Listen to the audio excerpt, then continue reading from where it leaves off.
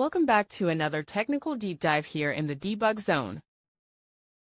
Today we're tackling a big question and breaking it down with insights from other users. Hopefully this clears up some misconceptions and helps you get the answer you need. So buckle up, stay a little curious, and let's jump right in.